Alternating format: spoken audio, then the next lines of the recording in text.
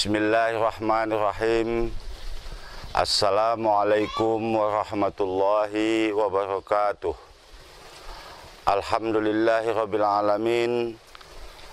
Arsala rasulahu bil huda wa dinil haq liyujhirahu ala dini kullih wa kafa billahi syahida. Segala puji bagi Allah yang telah memberikan kita kesehatan, rezeki yang luas, yang mana di masa wabah melanda seluruh dunia, pada saat ini kita masih dapat menjalankan kewajiban kita berpuasa di bulan Ramadan. Selawat beriring salam tak henti-hentinya kita hadiahkan ke pangkuan Rasulullah Shallallahu Alaihi Wasallam, yang mana karena beliaulah syiar daripada Ramadan ini pun sampai kepada kita. Pemirsa yang berbahagia, pada kesempatan ini bertepatan dengan 15 Ramadan. Kita sore menjelang puasa ini, saya akan menyampaikan kultum, kuliah 7 menit, untuk bagaimana agar ibadah yang kita laksanakan semakin berkualitas, dengan tema meningkatkan ibadah dengan penunaian zakat, fitrah dan mal. Perintah kewajiban membayar zakat di dalam Al-Quran itu disebutkan sebanyak 33 kali, yang selaras dengan dibarengi dengan perintah mengerjakan sholat. Sedangkan zakat, sedekah, infak disebutkan secara sendiri-sendiri di dalam Al-Quran itu sebanyak 40 kali. Sehingga tidaklah heran, tidaklah berlebihan jika dikatakan perintah mengerjakan sholat di dalam Al-Quran sebanding dengan perintah membayar zakat. Para ulama mazhab membagi jenis zakat itu menjadi 2. Sedangkan ulama kontemporer termasuk Kanun Aceh membagi jenis zakat itu menjadi 3. Zakat fitrah, zakat mal, dan zakat penghasilan. Jumhur ulama berpendapat bahwa zakat fitrah itu diwajibkan melalui perintah yang ada di dalam Al-Quran dan ada di dalam hadis. Oleh karena itu, tidak heran setiap kita berpuasa selalu senantiasa kita membayar zakat fitrah. Kami sebagai Kementerian Agama beberapa hari yang lalu telah mengeluarkan keputusan besaran zakat fitrah yang dikeluarkan oleh Kementerian Agama, yaitu 2,8 kilogram beras atau sebanding dengan 11 muk beras. Jadi kalau dikonversikan dengan uang, sebesar yang paling baik kualitas berasnya per jiwa itu Rp35.000, dan kualitas sedang Rp30.000, dan kualitas rendah itu Rp26.000. Dasar pemikiran Kementerian Agama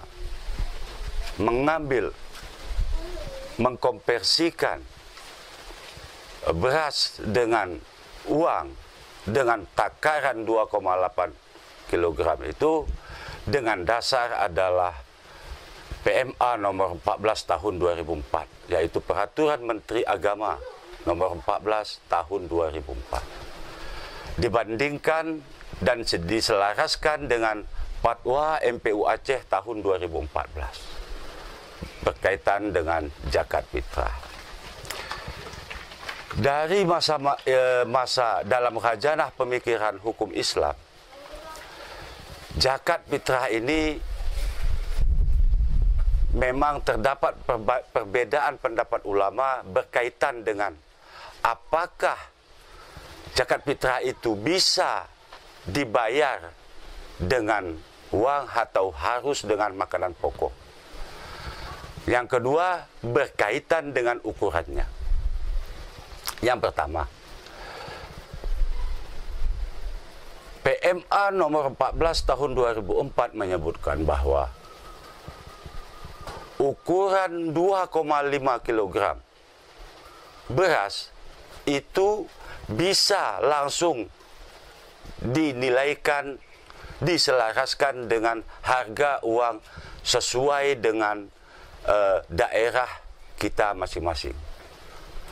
Makanya ketika Kementerian Agama menentukan zakat fitrah, besaran zakat fitrah tersebut, maka personel Kementerian Agama langsung turun ke pasar pagi, ke pasar Impres, ke Indomaret, dan Market Sejahtera untuk menilai, melihat harga daripada beras berapa 1 kilonya. Selanjutnya, ukuran besaran daripada zakat fitrah itu ada yang berpendapat 2,2 kg, itu termasuk Yusuf Qaradawi. Kemudian ada yang 2,8 kg dan ada yang 2,75 kg.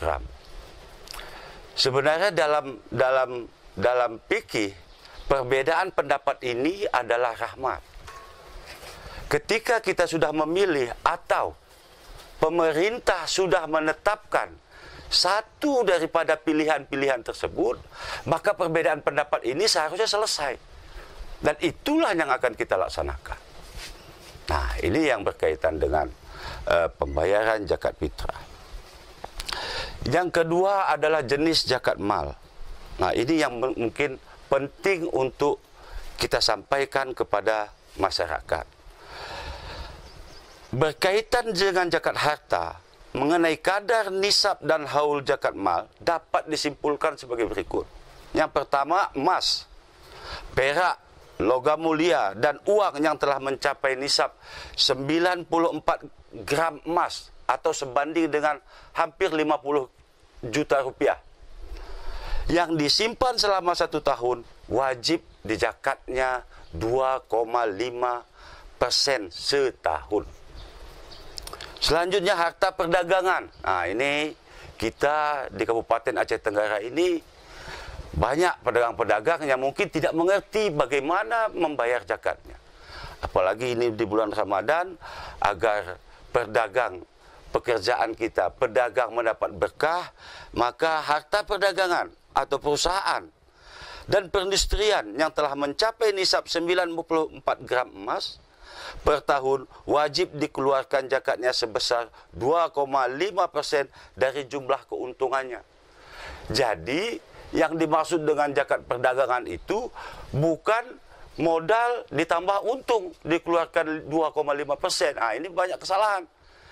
Sebenarnya yang dikeluarkan adalah 2,5% dari keuntungan yang modalnya itu melebihi daripada 94 gram emas, atau modal dagangnya itu melebihi 50 juta rupiah. Selanjutnya, hasil pertanian dan perkebunan yang telah mencapai nisab 1.200 kg padi wajib dikeluarkan zakatnya sebesar 5% untuk setiap panen yang diolah secara intensif dan 10% untuk setiap panen yang diolah secara tradisional. Hewan ternak kambing umpamanya, itu setiap 40 ekor 1 ekor zakatnya per tahun. Kerbau atau lembu 30 ekor per tahun, sudah sampai ini setahun dikeluarkan 1 ekor kerbau atau lembu. Kemudian yang paling krusial pada saat ini adalah pendapatan dan jasa. Nah, pendapatan dan jasa yang telah mencapai nisab senilai 94 gram emas per tahun wajib dikeluarkan zakatnya 2,5%.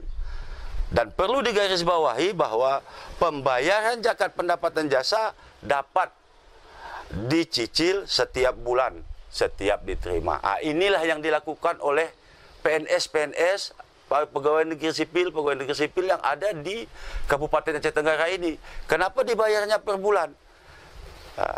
Karena setiap awal bulan dia menerima gaji, disitulah dipotong zakatnya. Yang diperkirakan dari gajinya itu berjumlah 94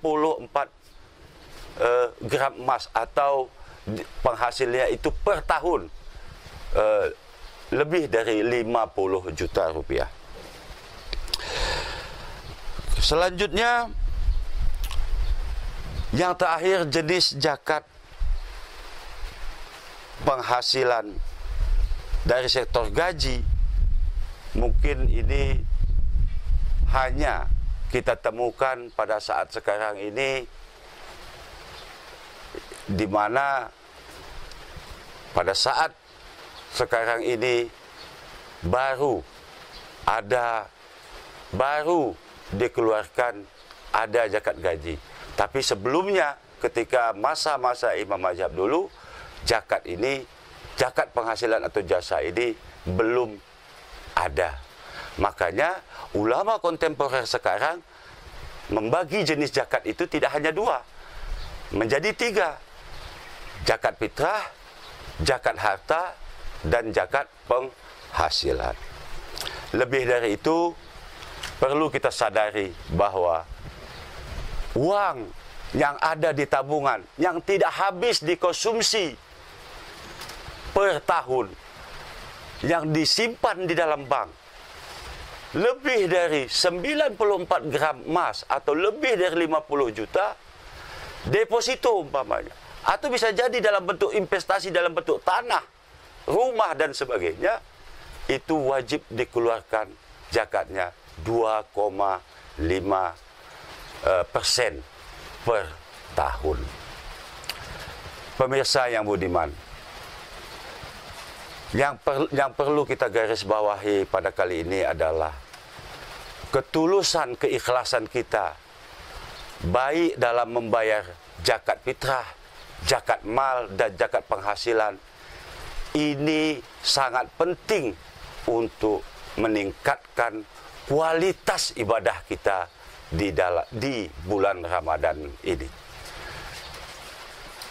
Kemudian, karena ini pada masa wabah sekarang ini, kita harus lebih cepat membayar zakat kita, supaya jejaring sosial, jejaring ekonomi masyarakat Kabupaten Aceh Tenggara bisa terbantu dari penyaluran zakat fitrah dan zakat harta pada bulan Ramadan kali ini. Sehingga masyarakat Kabupaten Aceh Tenggara dalam mencapai Idul Fitri kali ini bisa merasakan kebahagiaan dengan bantuan dari teman-teman, dari mujaki-mujaki yang sekalian. Itu saja mungkin yang bisa saya sampaikan. Mohon maaf atas kekurangan. Billahi sabilil haq. Selamat berbuka puasa. Assalamualaikum warahmatullahi wabarakatuh.